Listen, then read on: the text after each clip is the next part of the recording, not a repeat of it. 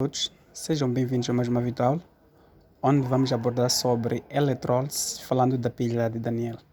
Primeiro dizer que não se esqueça de se inscrever no canal, não se esqueça de compartilhar o vídeo e comente, e desejo a todos uma boa sorte na compreensão. Então, para nós conseguirmos estudar a pilha de Daniel, nós temos que ter as duas soluções. Nós temos a solução aqui do zinco e a solução do cobre.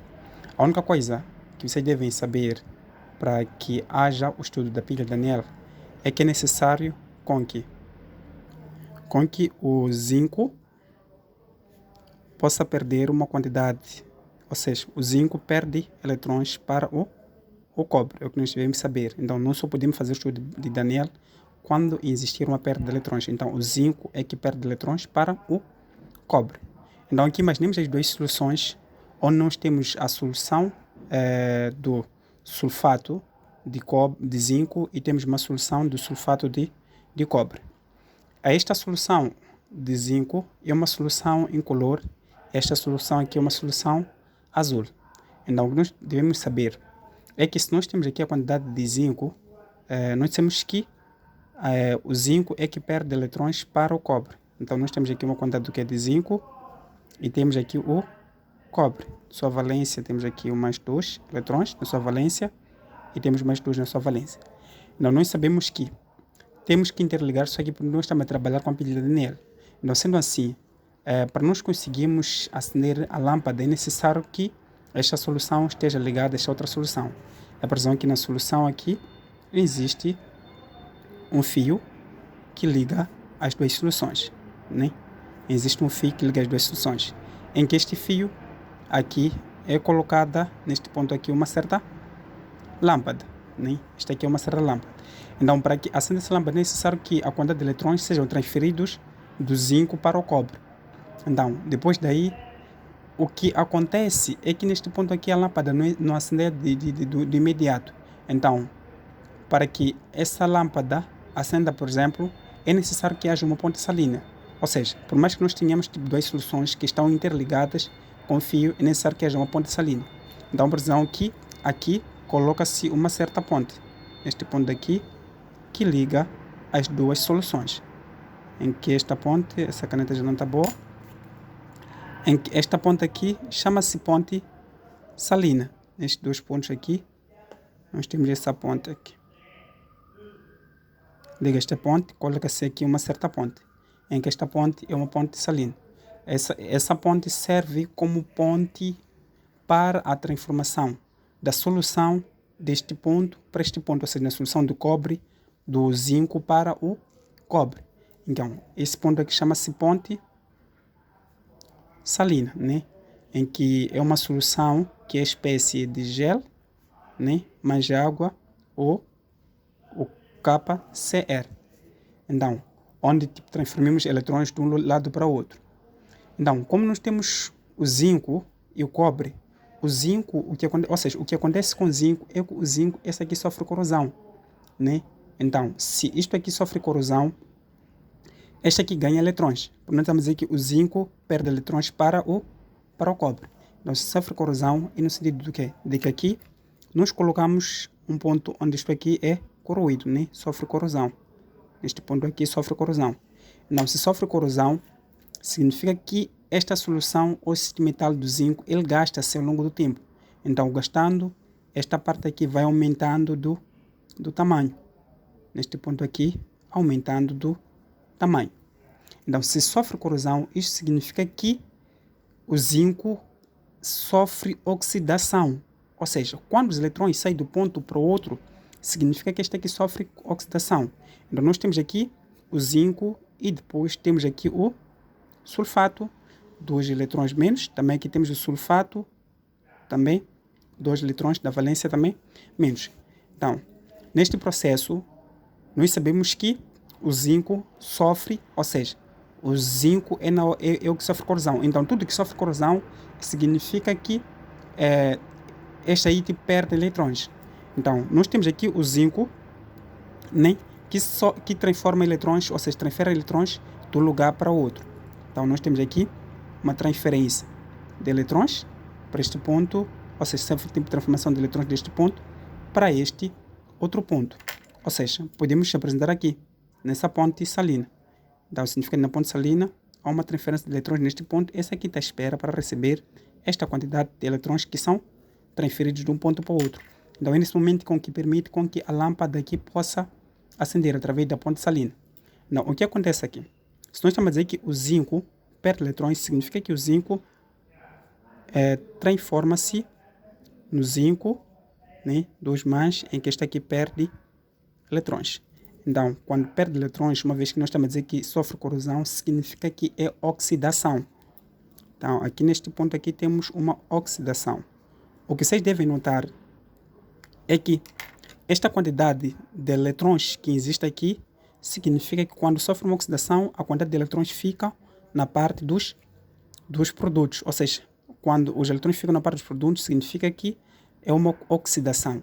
O que acontece é que quando esse aqui sofre eletrões, a parte do cobre ele ganha essa quantidade de eletrões. Então, se ganha a quantidade de eletrões, significa que ficamos com o cobre 2+, que este aqui ganha a quantidade de eletrões. Então, se ganha a quantidade de eletrões, sofreu uma redução. Então, aqui temos uma redução. Então, automaticamente é daqui onde vem as semi-reações. Então, vocês só notarem uma coisa. Quando os eletrões estão nos produtos, significa que é oxidação. E quando os eletrões estão nos reagentes, significa que é uma redução. Então, o que acontece neste ponto?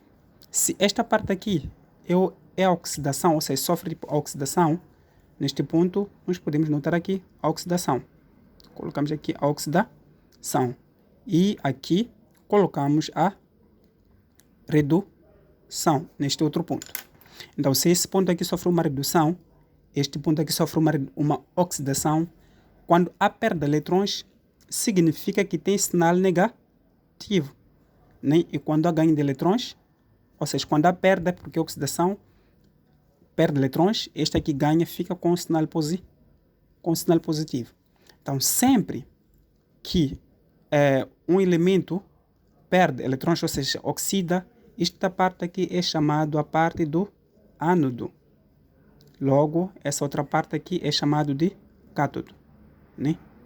Cátodo. Significa que o cátodo tem sinal positivo e o ânodo tem sinal negativo. Então, sendo assim, quando é oxidação, aqui tu podes colocar o ânodo, e quando é redução é cátodo. Temos aqui o cátodo quando temos uma redução. Então já identificamos as duas semi-reações. Não, depois daqui o que acontece? Ou seja, como é que você pode fixar esses dois pontos que sofrem isso? Ou seja, para você conseguir fixar que esta parte aqui quando perde eletrões é ânodo, essa parte aqui que perde eletrões, que ganha tipo eletrões é o cátodo, tu podes colocar da seguinte maneira. Tu colocas esta letra aqui, o grau, depois colocas o sinal negativo. Cátodo, redução, o ânodo, oxidação. Então, esta será a parte aqui, tu transfere esta parte aqui para aqui. Então, ficamos com o grau negativo. O cátodo sofre redução e o ânodo sofre oxidação. É o que nós temos aqui. Então, depois colocas aqui o sinal negativo. Caso tu queres fazer tipo alteração, tu podes colocar, você escolher qualquer nome para conseguir fixar. Então, aqui nós temos as duas semi-reações da pilha do Daniel. E uma das coisas que nós também teremos que saber é que quando sofre corrosão, ou seja, neste ponto aqui, uma vez que está sofrendo corrosão, significa que se vocês forem ver, este metal ao longo do tempo vai andar a perder o que é massa. Significa que no zinco nós temos a perda da massa. Enquanto que este outro aqui vai ficar inchado, significa que aqui aumento da massa para o cobre. Então, depois de algum tempo, esta solução aqui azul, ele transforma-se numa solução, ou seja, fica em color por causa do que é de ganhar eletrões da parte de zinco para o cobre. Então, nós temos aqui, neste ponto aqui, apresentamos a pilha de Daniel.